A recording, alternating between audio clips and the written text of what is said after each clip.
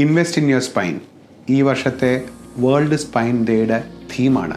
എന്താണ് invest in your spine? നമ്മൾ സാധാരണമായിട്ട് കാണുന്ന പോസ്റ്റുറൽ ബാക്ക് പെയിൻ അല്ലെങ്കിൽ ബാക്ക് പെയിൻ വരുന്ന കാരണങ്ങൾ ഒഴിവാക്കി നമ്മുടെ ബാക്ക് അല്ലെങ്കിൽ സ്പൈൻ ഹെൽത്ത് മെയിൻറ്റെയിൻ ചെയ്യുക എന്നുള്ളതാണ് ഈ വർഷത്തെ വേൾഡ് സ്പൈൻ്റെ ഉദ്ദേശം. അതിനുള്ള എടുക്കേണ്ട പ്രിക്കോഷൻസും കാര്യങ്ങളുമാണ് ഈ വർഷം നമ്മൾ വേൾഡ് സ്പൈൻ ഡേയുടെ തീമായിട്ട് മനസ്സിലാക്കുന്നത്.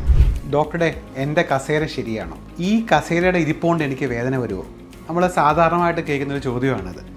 കാരണം എല്ലാവർക്കും നടുവേദന വരുമ്പോഴത്തേക്ക് നമ്മൾ ചിന്തിക്കുക, എൻ്റെ ഇരിപ്പ് ശരിയാണോ അല്ലെങ്കിൽ എൻ്റെ കിടപ്പ് ശരിയാണോ, എനിക്ക് സ്പെഷ്യൽ കസേര വേണോ സ്പെഷ്യൽ മെത്ത വേണോ എന്നുള്ളതാണ്.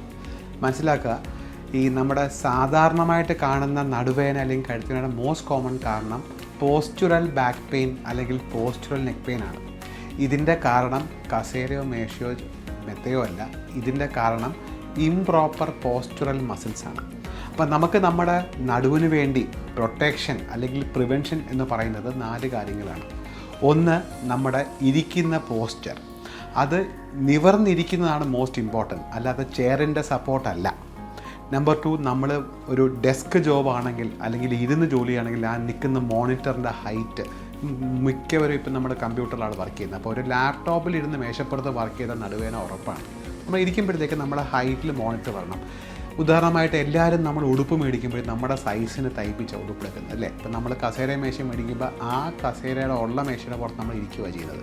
അത് മോഡിഫൈ ചെയ്ത് നമ്മുടെ ഹൈറ്റിന് വേണം കസേരയും ചേർന്ന് വരാനായിട്ട്. കാരണം ചിലർക്ക് 5 അടി പൊക്കമായിരിക്കാം, ചിലർക്ക് 7 അടി പൊക്കമായിരിക്കാം, അല്ലെങ്കിൽ 6 അടി പൊക്കമായിരിക്കാം. അപ്പോൾ ഓരോ ആൾക്കും വേണ്ട അതിൻ്റെ ഇരിപ്പിടത്തിൻ്റെ ഹൈറ്റും വർക്കിംഗ് ഡെസ്കും ഹൈറ്റും വ്യത്യാസമാണ്. അത് number 1. Number 2, prolonged long sitting avoid ചെയ്യുക. ഇടയ്ക്കിടയ്ക്ക് ഒരു 1/4 മണി എണീച്ച് നടക്കുക, അങ്ങനെ ജോലി സമ്പന്നമായിട്ട് സാധിക്കുമെങ്കിൽ.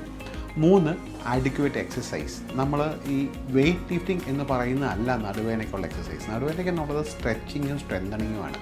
അത് ഇപ്പം ഒന്നെങ്കിൽ ഒരു ഫിസിയോതെറാപ്പിസ്റ്റ് കണ്ട് പഠിക്കുക, അല്ലെങ്കിൽ യൂട്യൂബിൽ വളരെയധികം വീഡിയോസ് അവൈലബിൾ ആണ്, അത് കണ്ട് പഠിക്കുക. അത് സ്ഥിരമായിട്ട് വീട്ടിൽ ചെയ്യുക. 4, ആഡിക്വേറ്റ് ന്യൂട്രീഷൻ, അതായത് പോഷകമായ ആഹാരം. എല്ലാവരും എല്ലാ അസുഖത്തിനും പറയുന്ന പോലെ. പിന്നെ സ്മോക്കിംഗ് അവോയ്ഡ് ചെയ്യുക, ലോങ് ആൽക്കഹോൾ അബ്യൂസ് അവോയ്ഡ് ചെയ്യുക. ഇതൊക്കെ നമുക്ക് നടുവേദനയ്ക്ക് വേണ്ടിയുള്ള പ്രൊട്ടക്റ്റീവ് മെഷേഴ്സാണ്. ഇതുകൊണ്ട് ഒരു 60 to 65% ഉള്ള വരുന്ന നടുവേദന നമുക്ക് പരിഹരിക്കാൻ സാധിക്കും.